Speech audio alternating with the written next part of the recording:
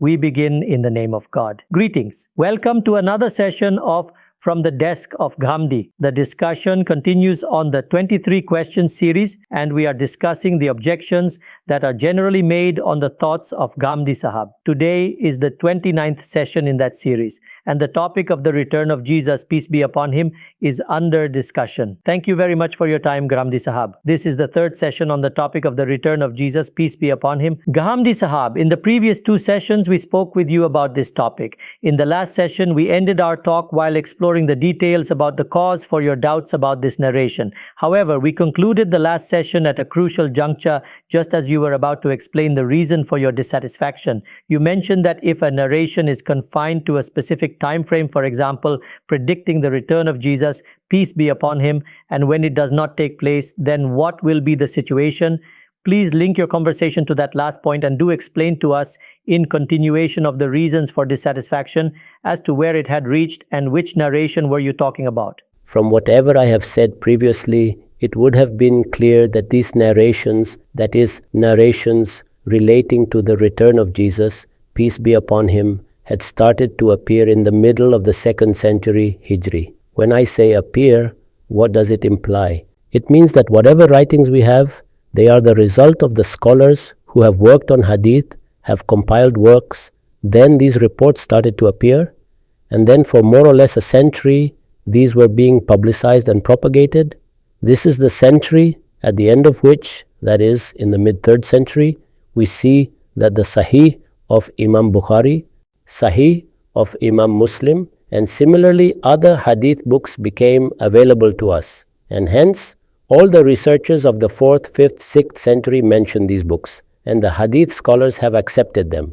There are also works on Aqidah. For example, you see books like Aqidah Tahawiyah, where the creeds are recorded as such. Now it has become convenient to classify all of it as Tawatur al-Akhbar. That is, the reports are being continuously recorded and transmitted.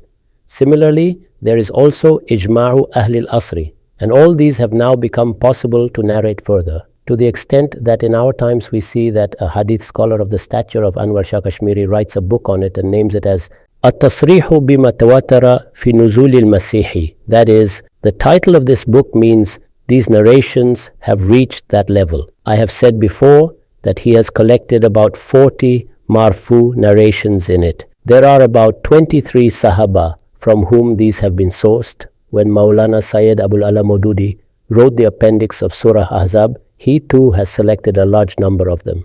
The subject that is contained in them is generally about the return of Prophet Jesus, peace be upon him. He will kill Dajjal, he will break the cross, he will get rid of the pigs. Similarly, he will end the war or jizya. Such things are narrated there. The different aspects of this subject are obviously being transferred to us through different narrators. So I had said that if in these subjects, if the era or the time has been stated, and it has been stated explicitly that the return of Jesus, peace be upon him, will take place, or Dajjal would appear, then one big worry arises. That is, the time has been told with confirmation. What does explicitly mean? It implies that one becomes aware of the year that it will happen in, or the incident after which it is to happen, or the situation that would precede it, after which it will happen.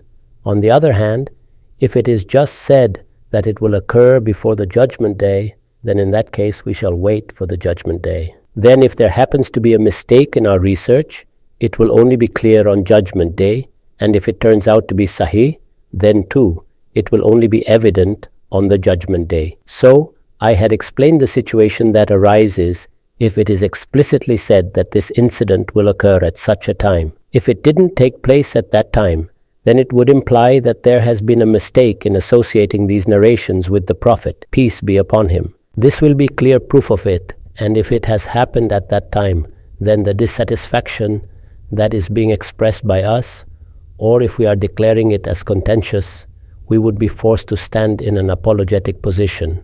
So, in research, mistakes do occur, although it should never be construed that the information given by the Prophet, peace be upon him, has been wrong. We seek Allah's refuge from that. Ma'adallah, it does not imply that. It just implies that there has been an error in researching its relation with the Prophet, peace be upon him. This implies that even though the prophecy didn't come true, the Prophet himself was true. And if that news has been given by the Prophet, peace be upon him, then it will come true word for word. Like they have come true. Like they have come true. Previously, I have discussed in detail that the Prophet, peace be upon him, while being in conversation with the Archangel Gabriel, had discussed the signs of the approaching Judgment Day. That is, there it wasn't fixed as to when it will happen. Rather, the signs of the period nearing Judgment Day were discussed, and in my opinion, both the signs have come true. Every person can see it with his own eyes. They have come true word for word. So, it implies that even if some doubt did exist on those narrations, those doubts have now ended.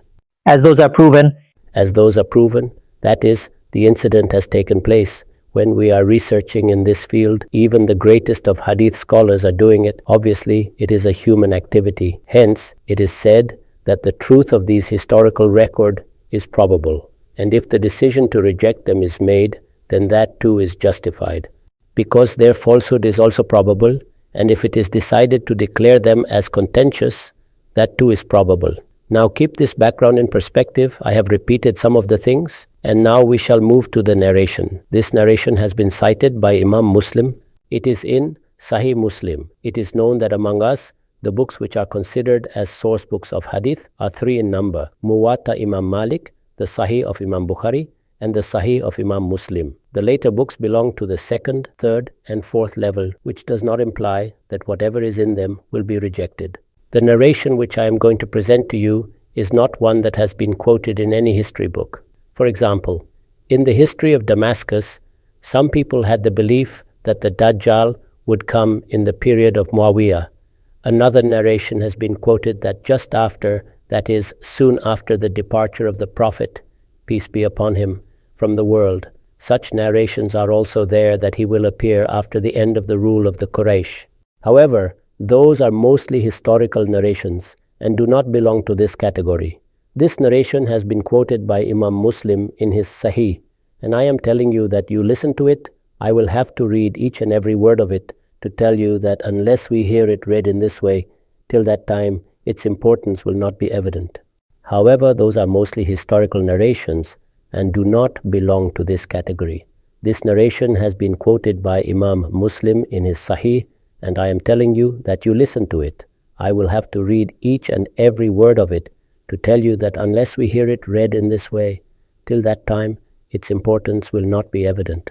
The number of this narration is 2897 in Sahih Muslim. One question, Ghamidi Sahab, excuse me for interrupting regarding its authenticity. Is it considered authentic? It's a narration from Imam Muslim. That in itself is proof enough. Though even narrations from Imam Muslim and Imam Bukhari can be subject to criticism. I haven't discussed that aspect yet. You are aware that those who have worked on this aspect in recent times, for example, Allama Tamana Imadi, have commented on the authenticity of these narrations. He points out mistakes in several narrations where specific errors have occurred during transmission. Even within a narration of the book itself, a particular shortcoming may have taken place. I haven't made that my topic because it's rather difficult to develop a consensus. The nature of this field of study is such that when a narrator is discussed, debated, or critiqued, differences naturally arise. However, Imam Muslim was satisfied, so he recorded it in his book. Imam Muslim has accepted it. And I have said that when we read Allama Anwar Shah Kashmiri, he too accepts it. He has quoted this narration in his book, the name of which I have repeatedly mentioned, At-Tasrihu bima tawatara fi Nuzul al-Massih. Maulana Abul ala Maududi, while writing that appendix of Surah Ahzab and choosing narrations for it, also selected this narration. So everyone is accepting it. That's the question I wanted to clarify, that everyone is accepting it. There isn't an issue of this sort in it. It's a narration from Imam Muslim, quoted as authentic. The narration which you term as Sahih, in the terminology of the field of study, is absolutely authentic. I've elaborated before that Sahih is a term used by hadith scholars, experts of a hadith. It's from Abu Huraira, may God be pleased with him. He says that the Messenger of God, peace be upon him, said the following. Now, stopping here for a moment, I wish to elaborate that the chapter for it in Sahih Muslim is named Chapter on the Conquest of Constantinople and the Emergence of the Dajjal and the Descent of Jesus, Son of Mary. And this is the chapter. Since the chapters of Imam Muslim are not in the way Imam Bukhari has organized, where he has given specific titles for them, we cannot use them for making specific arguments. But still, as the chapter name is given, I thought I would mention it. Now I will read the hadith to you. The Prophet, peace be upon him, said, "The hour will not come until the Romans land at Al-Amak or Dabiq. Then an army from Medina of the best people on earth at that time will go out to meet them. When they line up in ranks, the Romans will say, 'Do not stand between us and those Muslims who took captives from among us. Let us fight them.' The Muslims will say, 'By Allah, we will not let you get to our brothers.' Then they will fight. 1/3 of the army will run away, whom God will never forgive. 1/3 will be killed and will be the best martyrs before Allah. 1/3 will conquer and will never be afflicted with tribulation. They will conquer Constantinople. While they are distributing the spoils of war and hanging their swords on olive trees, Satan will cry out among them, 'The Dajjal has taken your place among your families.' They will march out, but that will be false. When they reach Syria, the Dajjal will come out. While they are preparing for battle and lining up in ranks, the prayer will be called for. Then Jesus, son of Mary, will descend and lead them. When the enemy of God sees him, he will dissolve like salt in water. If Jesus were to leave him alone, he would melt away completely, but God will kill him at his hand, and he will show them his blood on his spear." This is the narration. I have said that this narration is from Imam Muslim, and here all this has been stated with great elaboration. Ghamidi Sahab, if you could tell in your words the summary of this whole narration to the audience, it will be a great help. It has been stated that in a place called Dabiq or Al-Amak, the Roman or Christian army will attack the Muslims. An army will leave Medina to confront them. These will be the finest people of those times. As soon as the two armies face each other, the Romans will tell them not to interfere, as the army present here from before has taken their men captive. They want to wage war against them. The Muslims will refuse, after which the battle will start. Among them, 1/3 will flee on facing defeat, another 1/3 will get killed. Those would be the best of martyrs. The last 1/3 will be the victors. This victory won't be just over the army, rather Constantinople would be conquered. After this, suddenly, the news will start broadcasting. Some Satan, or the actual Satan, that is, Iblis will cry, and he will say that the Dajjal has appeared. At that moment, the soldiers of the army would be busy collecting the booty and would have hung their swords on olive trees. They will march hurriedly and find that the news was false. Hence, they would further collect their belongings and will start their return towards Syria. When they reach Syria, the Dajjal will surface, and after his appearance, they will start preparing to fight with him, forming into rows. The call to prayer will be given, then the say. The prayer will begin, and then the return of Prophet Jesus, peace be upon him, will happen. And after that, the Dajjal will start melting and vanishing like salt put into water. However, God will get Dajjal killed through his hands, and he will display his blood on his spear. This has been said by the Prophet, peace be upon him, and is quoted in Sahih Muslim. This is being narrated by Abu Huraira, may God be pleased with him, as attributed to the Prophet, peace be upon him. It is in the Sahih of Imam Muslim. So now you note that has it been stated here as to when will Dajjal arrive? Constantinople will be conquered. After its conquest, you can suppose it will take some time before the army will walk down from Constantinople to Syria. So the Dajjal too will appear, and after his appearance, as the preparation to fight with him would be going on, Prophet Jesus, peace be upon him, will descend. So the period is completely ascertained. That is, it is crystal clear from all angles that regarding the prophecy made for the appearance of Dajjal and the prophecy for the return of Prophet Isa, peace be upon him, their time of occurrence has been fixed in the narrations. I have said previously that this narration has been quoted by Imam Muslim, and it is not that this narration has been rejected later on. Till the present times, it is being narrated as it is. Our ulema are quoting them. The conquest of Constantinople is an undisputed incident of history, like the conquest of Makkah. When the Quran says Al-Fath, there too, everybody is clear that it implies the conquest of Makkah. Why this status had been assigned to the conquest of Constantinople? What was its reason? The Prophet had made some prophecies, and there he has noted that after him, what battles will the Muslims face? There it was told that there will be 4 big battles. This is also mentioned in a narration, and it is from Imam Muslim as well, and it is in this chapter only. The title of the chapter was set as Chapter on the Conquests the Muslims will achieve before the Dajjal. There it was stated, "You will attack the Arabian Peninsula and God will help you conquer it. That is, you shall wage war in the Arabian Peninsula and God will award you the conquest like that of Makkah.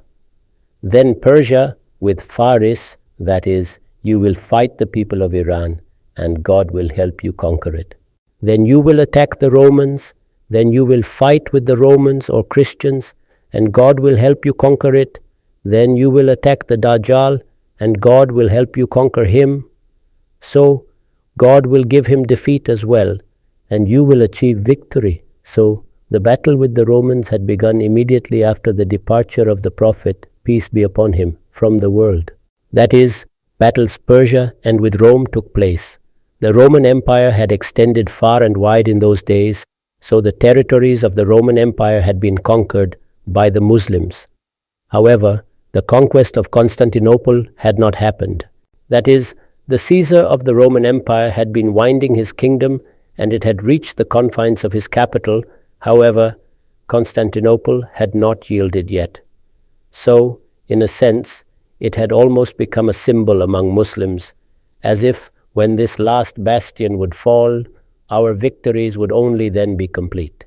It had assumed such a status. So, regarding the conquest of Constantinople, there were certain other reports as well. There was information other than this in the narrations, in which, for example, it also had been said that the first unit of the army that will reach there would be deserving of forgiveness from God.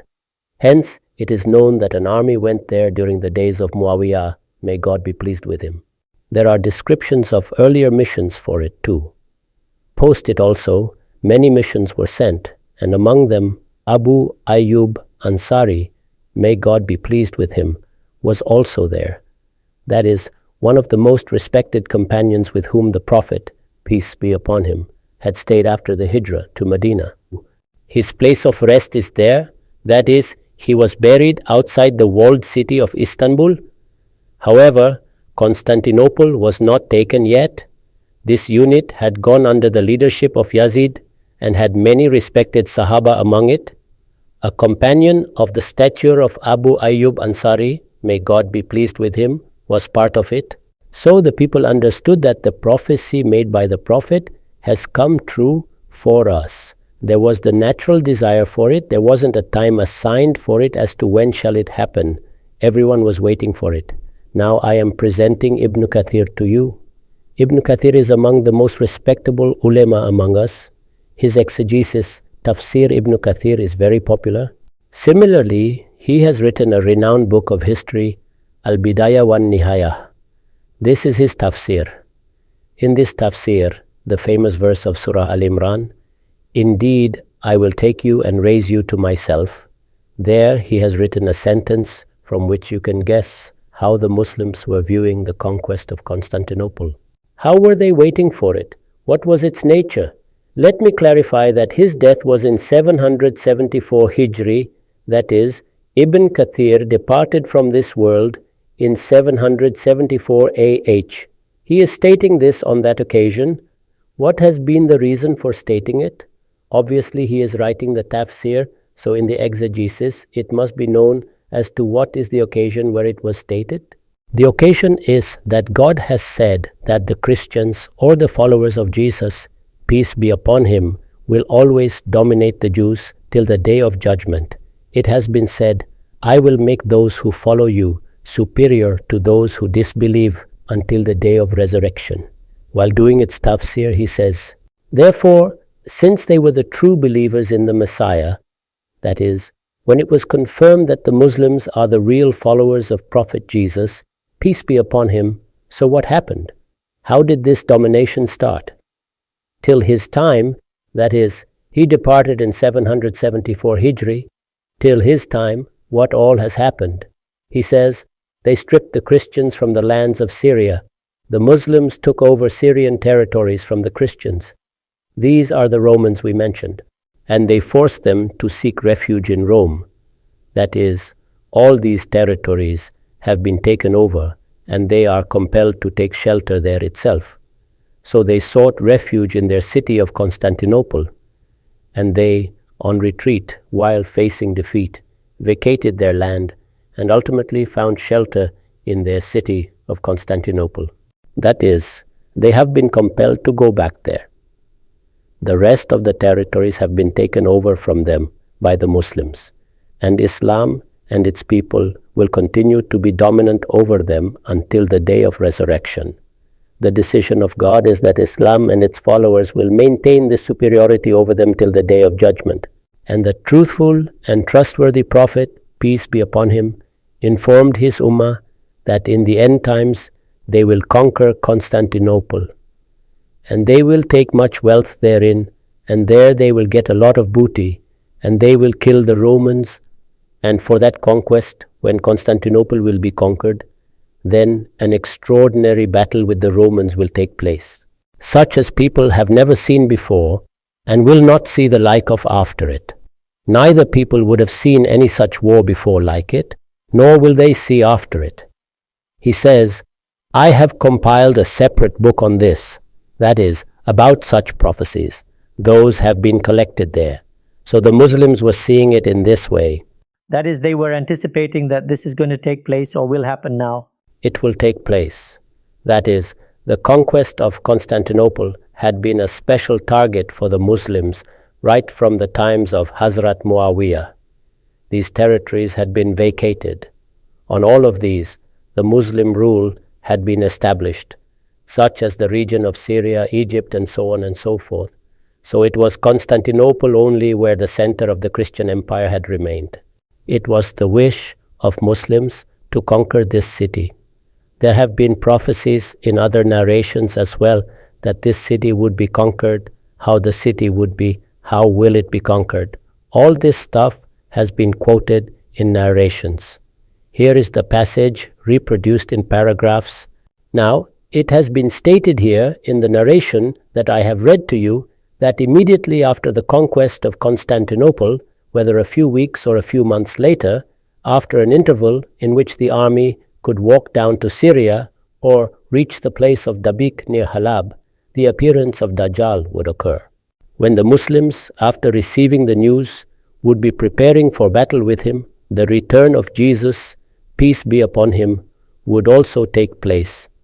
So the time was confirmed. Historically, you are aware of the time of the conquest of Constantinople, which, according to the Hijri calendar, took place in 857 AH. It happened. Yes, it occurred during that time when the Ottoman Empire was ruling Anatolia and Constantinople was established by Sultan Fatih Mehmet. It remained under Muslim control for centuries, about 600 years now.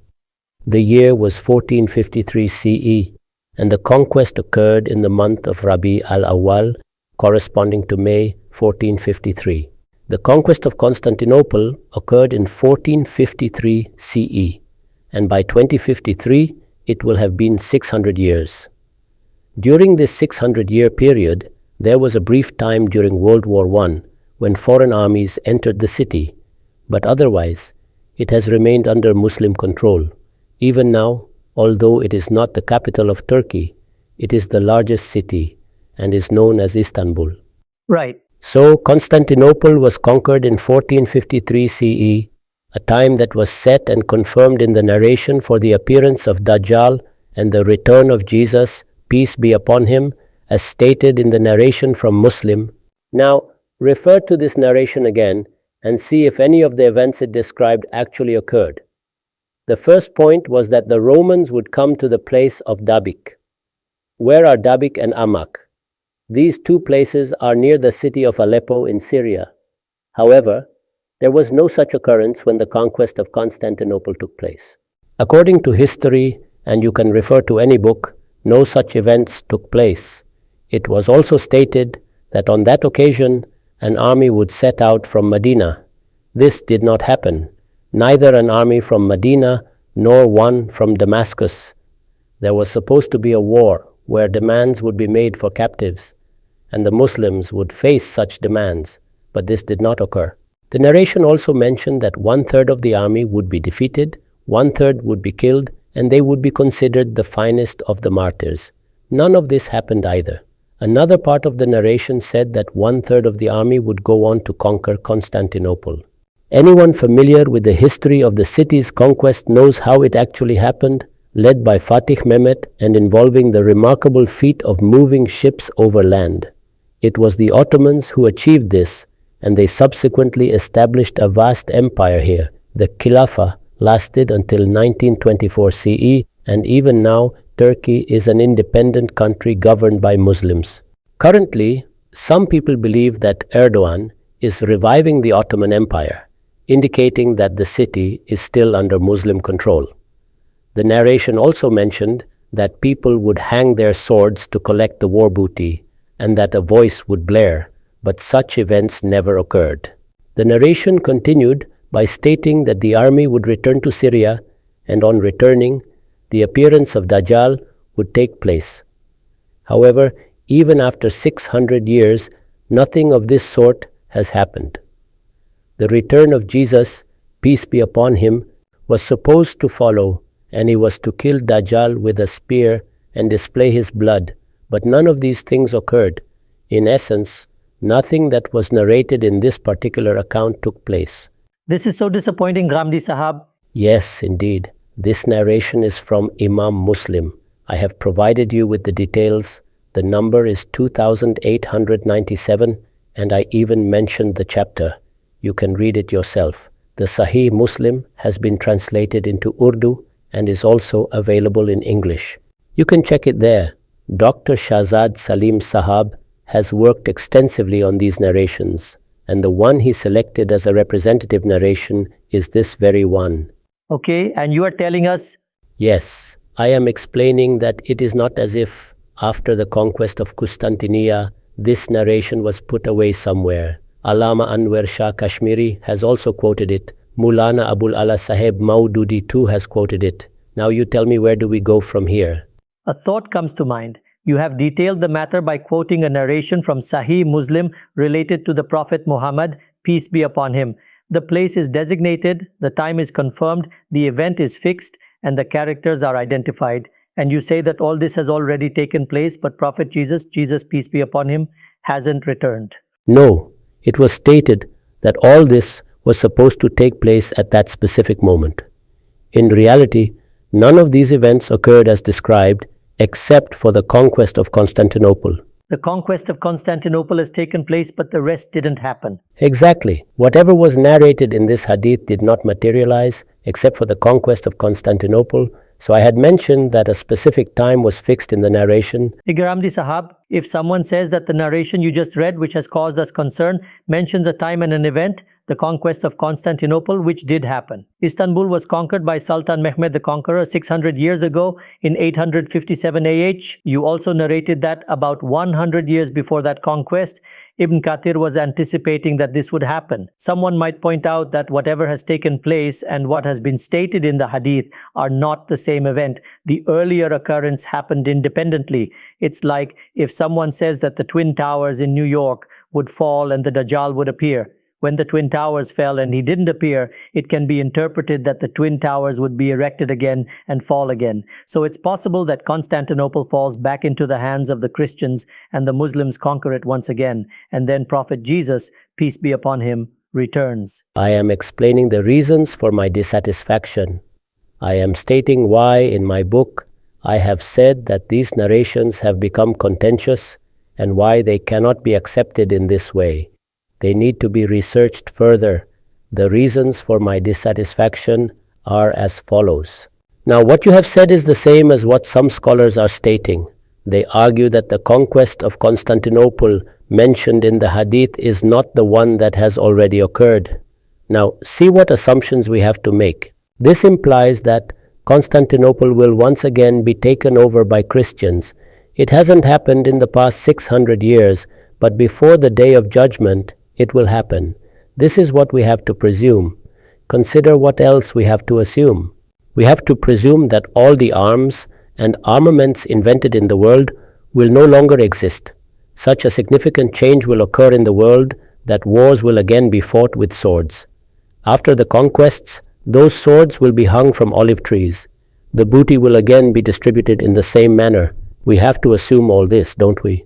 We will have to assume that... Yes, we have to assume that for killing the Dajjal, neither bombs nor cannons will be used. Presently, wherever an Islamic system is being established, bombs are used. However, neither bombs will be hurled, nor cannons fired, nor tanks used, nor planes that drop bombs. Nothing of this kind will take place. Instead, he would be overcome with a spear. So, making all these assumptions, those who wish to be content may carry on. I do not have anything to tell them. However, if this prophecy is associated with the Prophet, then the bare minimum requirement is that if this was said by the Prophet of God, then God must have told him that after the conquest of Constantinople had taken place, the Muslims would remain victorious for years. Not just years, but for centuries. 600 years have gone by. Yes, now 600 years are over. They will occupy it for centuries. Then there will be events in the world that will lead to wars being fought with swords again. This must have been made known. Okay? Even if all the details are not in the narration, at least there should be a mention that when the conquest of Constantinople will be made for the second time, at least this is the bare minimum expectation. Because the prophecy will be ambiguous if it is not specified whether it will be the first time or the second time. Otherwise, it isn't a prophecy. Is this the way prophecies are made? Do you see what all you have to assume? This change will come about again in the world. All this will go back into their possession. The Romans or Christians will come out for war. Between the Romans or the Christians and us, there have been crusades for 200 years. As I mentioned several times, it's not that scholars have not expressed their dissatisfaction with these narrations. Allama Tamanna Imadi did it, Maulana Abul Kalam Azad did it. Syed Rashid Rida and Mufti Muhammad Abdu have shown doubts. Presently, many ulema from Arabia are doing it. This has been going on. Why has it been going on? Here are the reasons for it. How do they express it? Some people express it in abstract terms. I am telling you in detail the causes for dissatisfaction. Firstly, the reasons for dissatisfaction were, when did the narrations begin to be narrated? When were these first reported? So we explored that history. And after that, I am saying that when a narration, which is a Sahih one, which is in the Sahih of Muslim, states that it's a certain time is this, then you have no other option than to accept all these assumptions and stick to your Aqidah, that all this will reverse back. Again, the Romans or the Christians will dominate. Then they would make Constantinople their center. From there, they would set out for war. The world would have radically changed. These modern pieces of equipment for warfare, war and its methods will have become tales of the past.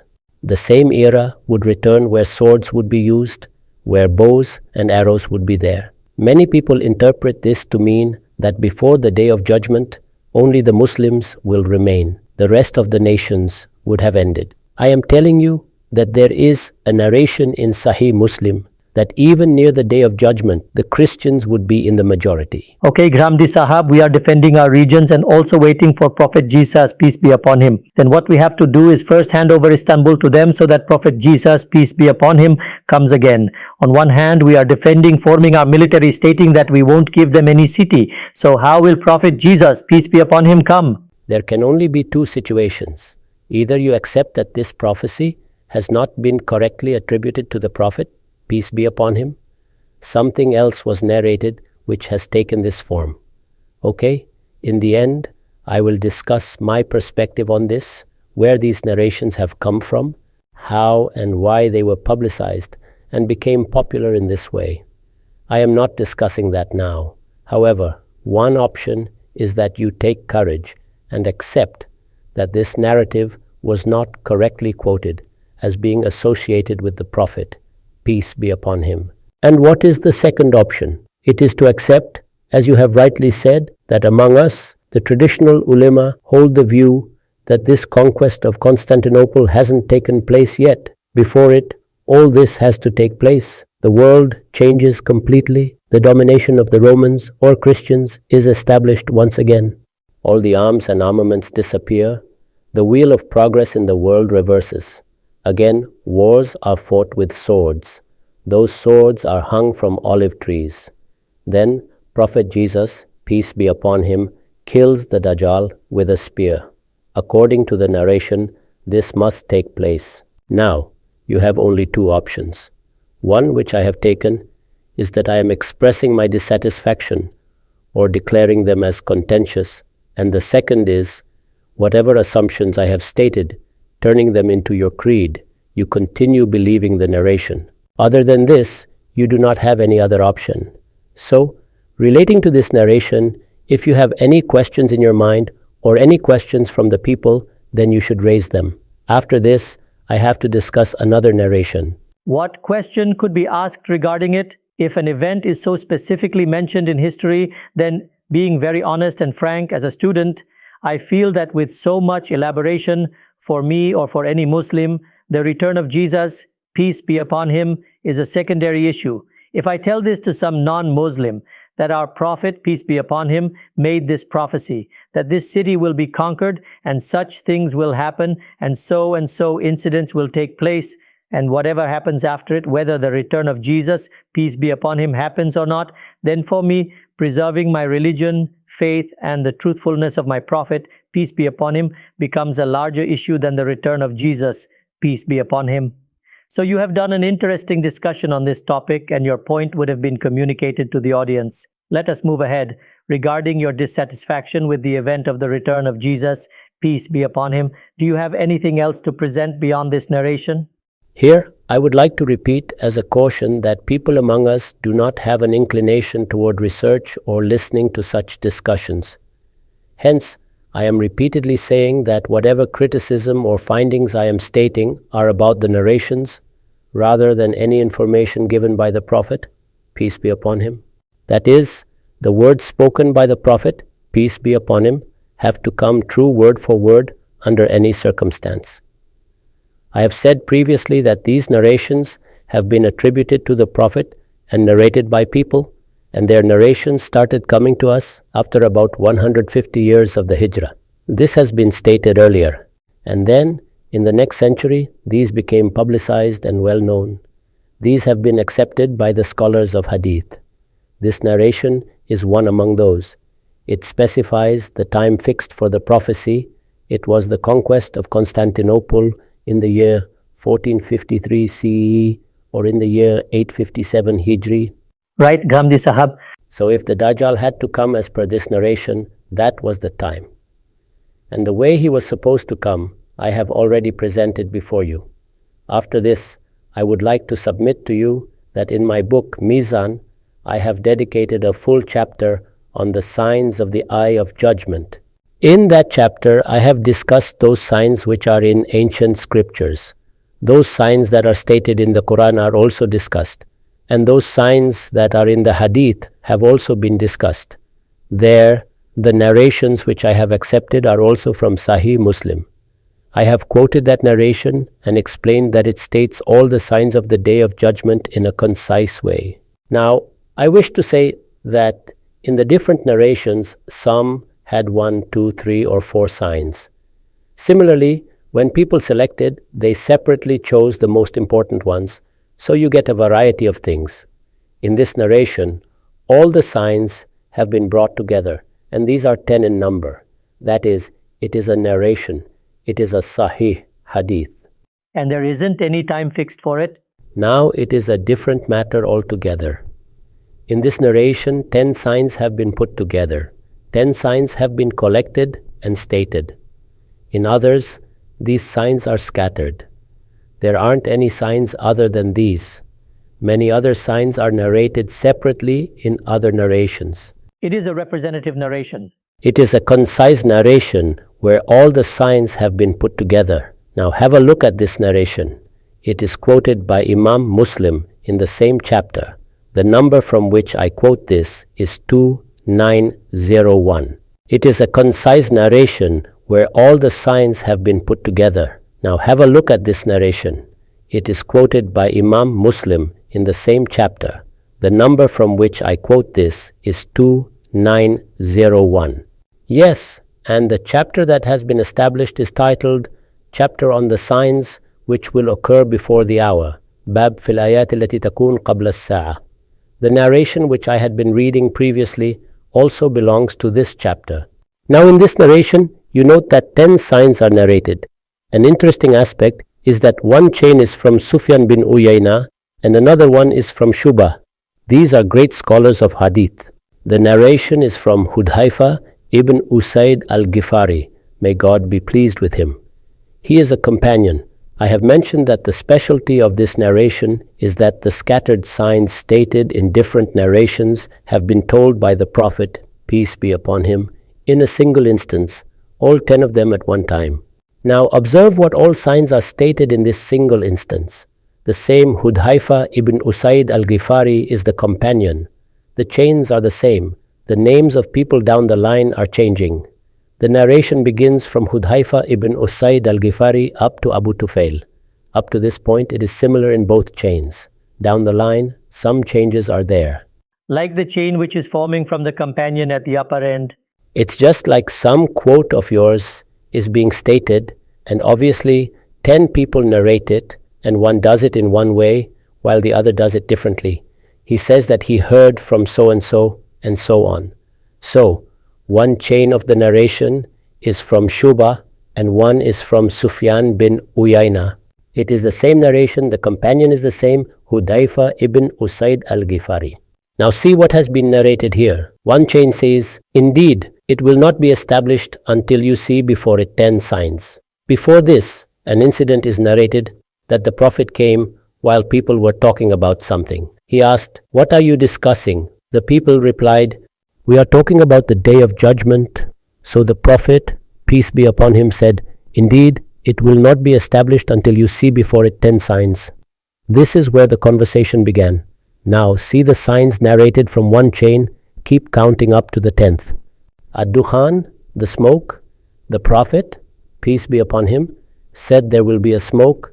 Ad-Dajjal, the Dajjal will appear. Ad-Daba, the beast.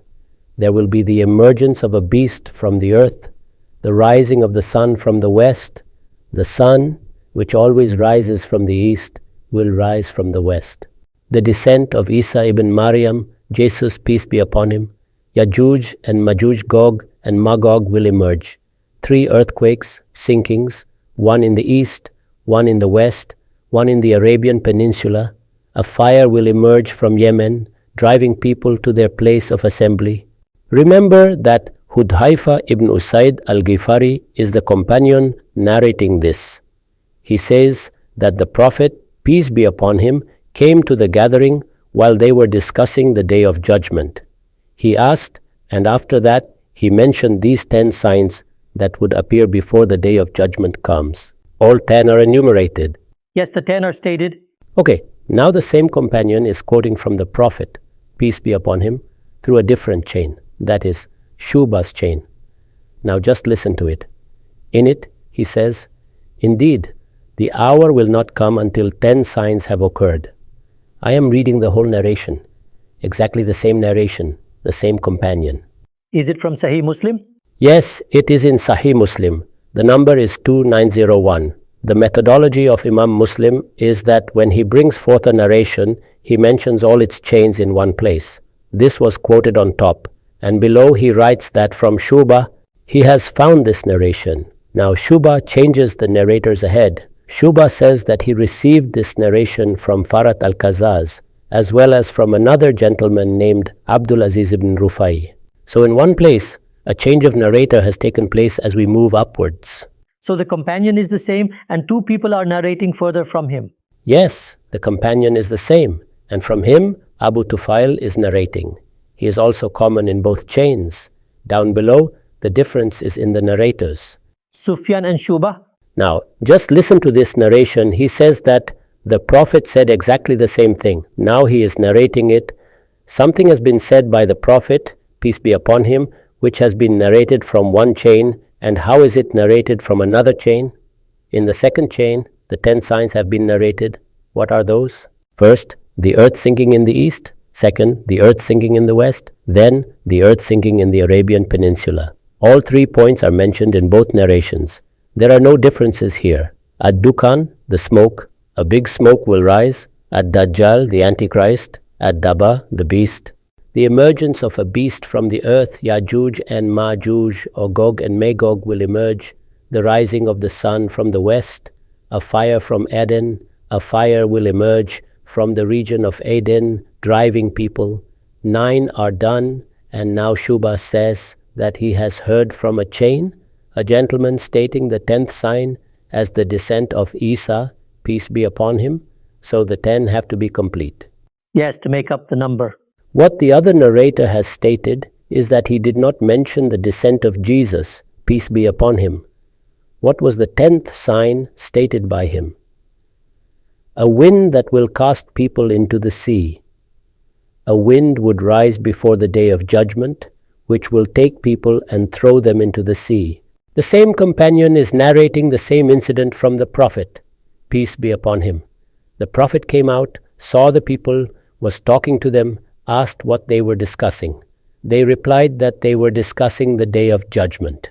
As soon as this topic came up, the Prophet, peace be upon him, said this. Hudayfa ibn Usaid al-Ghifari is the single companion who is narrating this. So you see, what is the reason?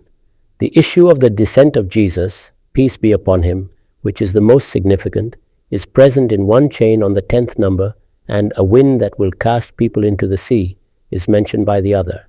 What does this imply? I repeat here that I am stating the reason for my doubts. I am explaining why some people have accepted it and formed a belief based on it, and why people like me are raising questions about it. These are the questions, so I have presented to you another narration as well. Right, Ghamidi Sahab, let me summarize this narration. In this, the point that raises concern is that if the Prophet, peace be upon him, has mentioned such a significant sign which is held as a belief throughout the entire Muslim Ummah, and in Sahih Muslim, it is narrated by one companion on a single occasion when it is being quoted, and there is one chain, and he is a trustworthy narrator, yet he is not mentioning Prophet Jesus, peace be upon him, at all. Yes, one narrator is not mentioning Prophet Jesus, peace be upon him. That is, 9 signs from both the chains are similar. The 10th sign stated by one person is that the Prophet, peace be upon him, mentioned the descent of Prophet Jesus, peace be upon him, which is termed as the second coming before the day of judgment. And the second narrator states that no, there wasn't any sign mentioned of this sort. Instead, there was the mention of a wind that will lift people and throw them into the sea. I am not making any comment on this narration. I am telling you that this narration has the specialty of collecting all the signs which have been mentioned in scattered form at different places and bringing them together in a single narration.